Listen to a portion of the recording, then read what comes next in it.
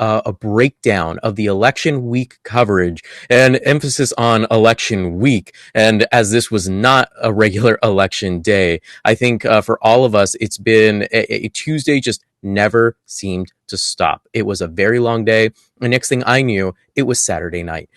So I'm bringing on Jason now. So Jason, can you tell me a little bit about your initial thoughts and reactions to just how the overall election went for most people?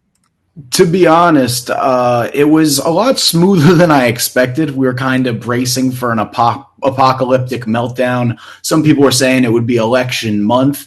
So I think we really hedged our bets. Everyone had really low expectations for how efficient. In the media circle, we were kind of prepped for like the worst case scenario, and things were only like a 4 out of 10, 5 out of 10 catastrophe. So the people are still trying to steal the election, but it's not as serious as we had hoped.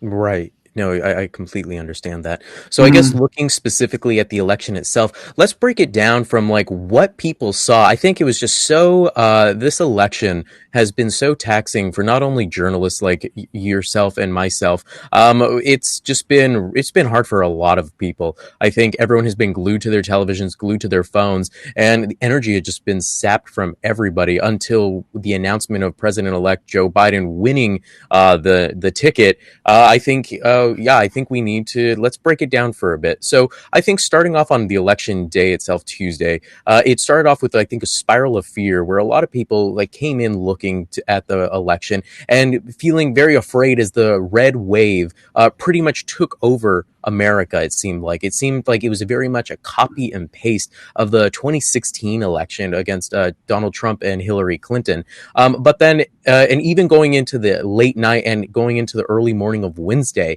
people were still afraid and not really sure what was going to happen. Both the blue wall states they were also leaning red again, as they did in the 2016 election. And if this would have been a copy and paste year, I think that would have destroyed a lot of people's hopes and dreams, just because a lot of Dems and like other Democrats and the left-leaning side people in the Democratic Party all believe that this would have been a quick, easy turnout election due to the 4 years that President Trump has already led the country. And in a sense, many people have said in turmoil and just in racist xenophobia and misogynistic actions, it was a sure win for the Dems. But I think after Tuesday night, it seemed like that wasn't really the case. Looking a little bit more forward into the following days, I think the veil kind of lifted as we saw. It wasn't really the red mirage, is what we call it in the news industry and like in the political and analytical business. It was literally what we saw the first night. So much red everywhere across the country. But then all of a sudden, it kind of lifted. The veil lifted for everyone when it was the mail-in ballots that were being counted. And again, the majority of the mail-in ballots were about 70 to 80% were for Joe Biden, while about 20-ish% were for Donald Trump. Because of this, this really boosted, as we could see with Wisconsin, with Michigan, of course, with Pennsylvania. It's what pretty much saved Biden the presidency. I think one big thing I wanted to just bring up, though, was the response from the Republican Party. A lot of people seem like these votes came out of nowhere. They were confused. They believed that these were fake votes. And they felt like going off of their own president's branding of this seeming takeover of the election was the Dems were stealing the election from them. It was a stolen election. But I guess turning to you, Jason, I want to ask you a little bit about what in Pennsylvania, it was extremely heated when it was announced on Saturday that, President-elect Joe Biden won it. So how I know you said you were at the actual protest / celebration. I'm not really sure what to call it. It was like a fusion of the two at the Capitol. What would you describe it as? Like, could you tell us a little bit about your experience? So I wouldn't say heated to describe Saturday. I use heated to describe Thursday, Friday, maybe Tuesday, and not even heated because what had happened was you mentioned fear. Philadelphia, the fear has not so much as been of Trump and so on and so forth, but the National Guard has been in our city for the last week and a half, 2 weeks, because of riots following the death of a man named Walter Wallace. So the backdrop of all protests and political happenings is happening with the military in the background in front of City Hall at Philadelphia. On top of that, I believe it was on not the day after the election, but Thursday morning or Wednesday morning, the Trump campaign came to town to allege that there was massive voter fraud happening in Philadelphia. Corey Lewandowski came with an injunction to go into the voting site. They threw a big hoopla, and they were supposed to have a press conference outside of the convention center. Protesters showed up, a small amount of protesters, maybe like 20, 15 people, and actually made the Trump team move their press conference from the convention center in Center City towards the airport, a place where nobody really lives. So ever since that moment, Republicans and conservatives, fans of the president, have come and stood out front of the convention center and chanted about election fraud, but they were outnumbered by hundreds and even thousands of people showing up cheering, count the vote, because this move by the president to steal the election, quote unquote, I'm doing air quotes, has been telegraphed by his team for months. So activists in Philadelphia were prepared for it. They had sweatshirts with "Count the Vote" and "Count Every Vote" printed for this day. You know how long it takes to print hoodies? It's not an easy task. It's not something you could do very, very quickly. So everyone was kind of ready for this. Activists, politicians. There are claims that Republicans were not allowed in Philadelphia's voting site. The commissioner in charge of the elections in Philly, the city commissioner, is a Republican. He says that this claim is ridiculous. He went on 60 Minutes the other day. But they're trying to paint Philadelphia as a bastion for voter fraud, when in reality, Philadelphia is just one piece of the puzzle that helped flip Pennsylvania blue for the Democrats rather than keeping it red from 2016. No, I think one of the most important things that we saw was the pattern of the mail-in ballots taking effect and bringing, I guess, a sense of calm, like reassurance to the Democratic Party that there was still hope. I think it was that early morning when the Wisconsin numbers came in, and from all of a sudden, Biden being behind by over 100,000 comes up and is now neck and neck with Donald Trump and is moving forward. I think at that point, when it was actually called that he won Wisconsin, was the moment that it showed this could be luck, but we didn't know for sure, but it was still an upward trend. And then all of a sudden, once Michigan got captured, that showed a pattern. And I think that pattern is what gave Democrats and many other people watching, not only just from here in the US, but internationally, hope and insight that this probably is going to flip around. And I think, as we all saw in Georgia, specifically, Georgia came down to a 1,000 vote difference. And I think we can, one of the biggest key factors in Georgia, not only was the mail-in ballots, but specifically was Stacey Abrams. Stacey Abrams got over 800,000 people on that were not registered to vote from the Democratic Party. And those 800,000 people obviously made a huge difference in the voting. And it's still, Georgia has not officially been called yet because it's just so close. Yeah. I think that's just something to note right now. Specifically, we actually have a map right now, and I'm putting that on the screen for all of us today. And this is what it looks like as of now. This map was screenshotted from ABC News just minutes before the broadcast started. And we can see that we still have Arizona, Alaska, North Carolina, Georgia, all not called yet. We can assume that Alaska is going to be going to the Republicans. Arizona just as tight of a race, and Georgia a tight of a race. I think one of the biggest things, though, is its history. No matter what we see with Arizona and what we see with Georgia, if with Arizona, if it flips, it had not flipped for over 24 years. So that's really important. Give me 1 second, everyone. Sorry, I'm getting a little bit lagging difficulties. While I'm fixing this, I had a quick question for Jason. Jason, can you talk a little bit about how influential Pennsylvania was for the Biden campaign and winning this election compared to the other states like Arizona and Georgia, and why it started with Pennsylvania and it ended with Pennsylvania. Well, Pennsylvania was highly focused on by the Democratic Party. The weeks leading up to the presidential election, you saw Barack Obama come to town. You saw Joe Biden come to town. You saw Andrew Yang, Bernie Sanders.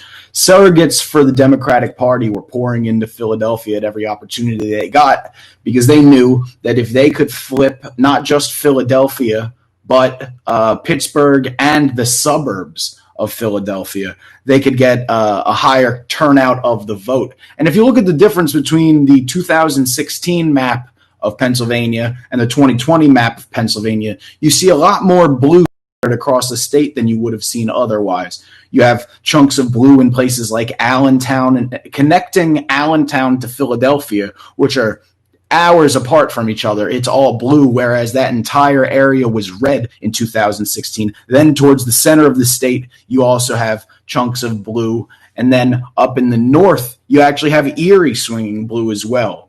So it was important because Pennsylvania is an extremely diverse state. You have the two city centers, but then you also have mountains in the Poconos. You have farms in between the two cities that have a wide variety of things that they vote and pay attention to.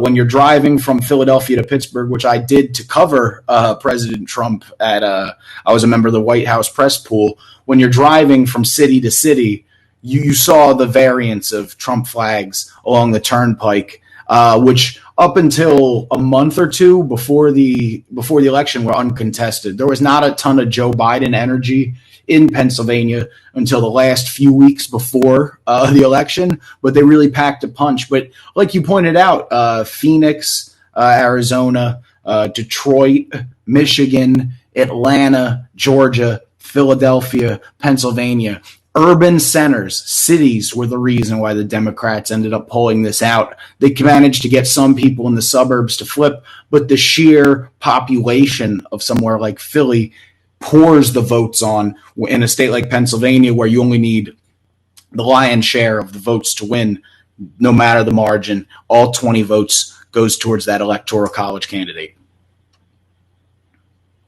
So I think one thing, and thank you again for that, Jason. Mm. Now looking at out the next screenshot that we have, this is specifically looking at Georgia and the Senate race that's going on. This is something that people need to be looking at and will be watching from here on forward. Let's see. So what we can see here is that the Senate race is tight. It will be a runoff for both of the seats. You needed over 50% to get the vote, but no one got it. So going forward, it'll be on January 5th will be the runoff, and I believe this will be the attention. Media is going to be covering this left and right. There's not one eye that's not going to be looking at this race, Jason. I Mm. think specifically the reason is because this will determine whether or not the Republican Party will take control of the Senate and will have a majority, or if the Democrats can come in and if they can split the Senate. If they split the Senate, then Joe Biden has a chance of being able to get more bills across the aisle and get more bills just pushed through Congress. While if it's a Republican-controlled Senate, well then it'll probably turn into Joe Biden becoming a lame duck president for the first 2 years of his presidency until midterm elections, where the Democrats could possibly turn things around and split the Senate once again, or have an opportunity to. But I think one big thing to note is the same exact thing was said when Donald Trump became president 4 years ago. And the thought of, well, the Senate was in the Republican majority. Well, when the midterms come around, we will split it. But when midterms came Mhm. around, it wasn't split. So I think the idea and the notion that just wait for midterms isn't a good one for the Democrats to lean on. And I think really everyone should take the Georgia runoff election very seriously. One thing I wanted to note is specifically let's see if we can make this a little bit bigger for everyone.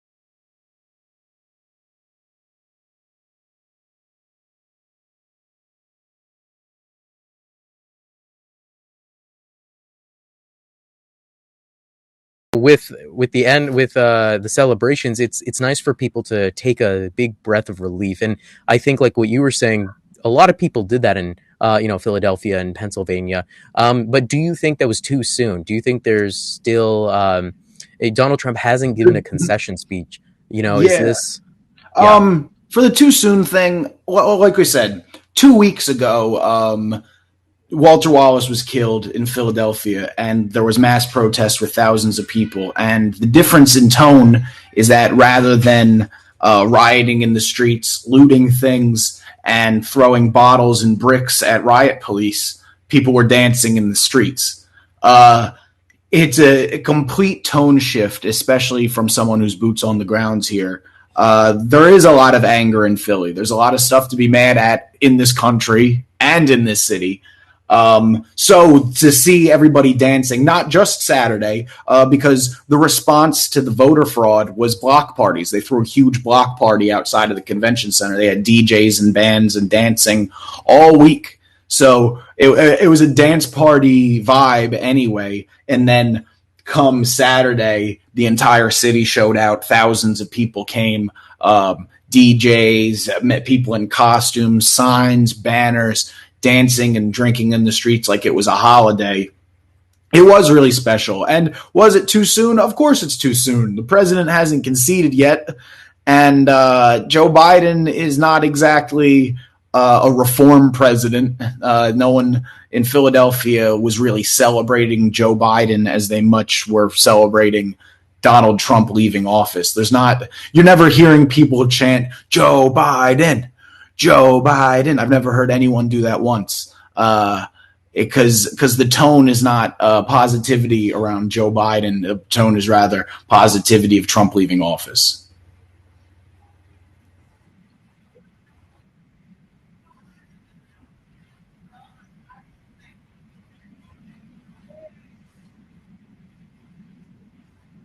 Now, I think specifically that means there's change. There's a reform that's coming to the country. I think that's the hopeful side of that. What I think what the American people want, at least. What do you think? What do you think, Jason? I think I don't want to flap my jaw too much here, but I think you could expect like classic neoliberal reform. More of like what was happening in 2010. I think ultimately the change that we get is going to be cultural. The culture will be less angry. The culture will be more calm, but austerity will still rule. Like, we're not going to get expanded healthcare beyond the Biden plan, which is not healthcare for all, which means that the private health insurance still stands. I don't know. I think anyone with huge deal like you should expect us to rejoin the Paris Climate Accord, but don't expect anything monumentally groundbreaking. This is the ship stabilizing back to center. This is not reform and change, in my opinion. I think there's going to be a lot of gridlock regardless. I think winning 2 of these runoffs in Georgia is a pipe dream, and we're going to get gridlock, and they'll just continue to privatize everything and hand over big contracts to big tech and the military, because that's what the ticket was. They squashed the progressive ideologies. Joe Biden said it. He said, "I am not that." He's talking about Pete Buttigieg running the VA, and it's more Bloomberg's party than Bernie Sanders' party. So you can expect more of that. Anyone who's expecting anything even close to a Green New Deal, or even college tuition, or anything that young people care about, is pretty much off the docket. I think one of the biggest things is just to see if whether or not Joe Biden follows through with the promises that he has already made. So, like what you said, rejoining the Paris Accord. Yeah, but I don't even think those are like the promises he's made have been so simple. Those things are so easy. The campaign revolved around getting Trump out of office and specifically not offering anything. You were offering what we could have had, like what we already had. We're going to get back what we already had. We're not going to get anything new. Is my point. I understand. I think one of the big things that Joe Biden really continued to push forward is his ability to walk across the aisle and work with both the Republicans and the Democrats. And he's, said many times that over the 47 years of, him being in office, that he's been able to do that in all of his line of work. I think this specifically shows will the American people, they chose him. So let's see if he can actually follow through with it. And I think especially in these first few years, it'll really put him to the test of whether or not he's able to get that done, especially if the Senate goes into the Republican majority. And I think another big thing that the Democrats have to notice and have to remember too is that Joe Biden is a moderate. He is someone who is okay with pushing forward a Republican bill if it has enough democratic side and values to it, but he is okay supporting something like that. It is not like what you said. It's not going to be the Green New Deal. It's not going to be far left socialistic bills that he's going to push. It's going to be moderate stuff. Mhm. And I think that a lot of the Democrats need to remember, like what you said, this isn't going to be drastic change from extreme conservatism to extreme liberalism or socialism. It's not going to be that change. Get It's going to ready go for from, Mitt yeah. Romney. Get ready for John Kasich. Maybe Paul Ryan's making a comeback. These are the people that we should be getting. Rahm Emanuel. Get ready for Rahm. These are the names you should expect to hear. Anyone that thinks that Bernie Sanders is going to have a cabinet position is delusional. Um, and honestly, there's a lot of delusion to be had here in politics land. Like for example, the idea that Joe Biden will be able to shake hands with the other side of the aisle without a majority in the Senate is that's not the America I've lived in. That's not the Mitch McConnell Republicans I know. I've learned Well, that lesson. well, I think also another big thing is that the Republican Party itself, from what everyone has known, has completely changed after President Trump took over. It wasn't the Republican Party anymore; it was Trump's party. The Republican Party and like the values from what it is, from what it was. Let's just say, even when John McCain was running, to compare to now, is nothing similar. You still had Um, those obstructionists. You have this plan put forth by the Republican Party, in my opinion, is not Trump's Republican Party. It's Newt Gingrich's Republican Party. This is the stuff that he said years ago that he wanted to do: pack the court, be obstructionist, play dirty, and that's what they're going to do. And I don't think Trump makes any difference with the GOP. Yeah, we saw it with electing these with these court justices. Where mhm. was the fair play, the decorum, and the unwritten rules that the Democrats care so much about? Where'd all that evaporate to the second that they got to pull the levers of power? I think no. My ambitions for the next couple years are not pie in the sky. Good to know. Good to know. And I think many other people probably share the same exact feelings as you do, Mm-hmm. Jason. You brought up packing the court, and I think that's something that a lot of people should be watching over the next few years, or just watching Mm-hmm. Joe Biden to see if he does. This was a huge question that he avoided consistently, both him and Kamala, whenever they were directly asked in the debates, and when President Trump in the last debate put him on the spot, and Biden still jumped around it. So I think, asking you, do you think he's going to be packing the court? No, no, no, no, no, no. The Democrats love decorum. They love unwritten rules. They love not breaking with tradition, and having the court stacked against them gives them a scapegoat to not get any work done because doing work is unpopular. I think the Democrats are pretty much screwed unless they change their entire game plan. I think that this election was extremely underwhelming. I think they should have beaten him by a lot. If anything was functional, they should have won the Senate on their own. But instead, they tried to back picking off never Trumpers rather than focusing on progressive values and the cities and the youth. Instead, they focused on people to flip flop, which didn't happen. And that's why it came down to a plausible conspiracy theory away from 4 years of Trump. And the last topic I want to hit on before we end the broadcast today is the biggest uphill battle that President-elect Joe Biden and Kamala Harris will have to face going into their term in office, and Mhm. that's getting COVID under control across the country when Mhm. about everyone could see the country is divided, the country is split almost 50-50, and in many places it is 50-50. So when looking at that, how are they supposed to get it under control when about half the country technically doesn't even believe that it's that big of a deal when following President Trump's advice, his jokes about drinking bleach and or Mhm. injecting bleach to get it rid of it, and then after contracting COVID himself, coming back and saying, "Oh, it wasn't that big of a deal," after getting so much government healthcare and benefits, and even using a non-publicly released vaccinations for it. Um, how is Joe Biden and the upcoming administration supposed to get through to the American people and to the Republican side that this is something that everyone needs to unite on, and there is no space to argue. It's just this is a battle for survival, not a battle for politics. Well, I think what we'll do now, what the Biden campaign do, they're announcing a task force, yada yada. But it all comes down to the American psyche. And do I think that we will be able to get COVID under control? I think maybe just because enough time has passed, and maybe the herd immunity stuff combined with this new Pfizer vaccine that they're talking about, which is the only vaccine that didn't take federal funding from the government, was Pfizer, and they're pooping out a vaccine now. I think that if Biden manages to get the thing under control, it'll be dumb luck. It'll be a little bit of magic, a little bit of dumb luck, and a little bit of just time passing.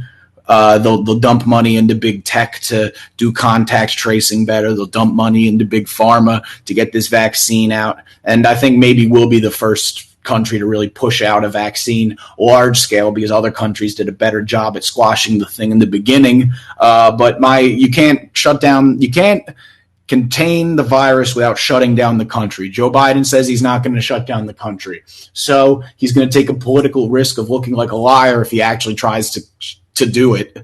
But what we know about conservative Democrat Joe Biden is that he's going to try to appeal to Republicans, so he's not going to want to shut down the country. So I don't think coronavirus is getting fixed anytime soon. If you take my honest opinion, I think if it does get solved, it'll be a combination of a little bit more masks. We have to shut down. That's it. Mm-hmm. It's it. It's what we've always had to do, and we didn't do it right in the beginning, and we're probably not going to do it right the second time around.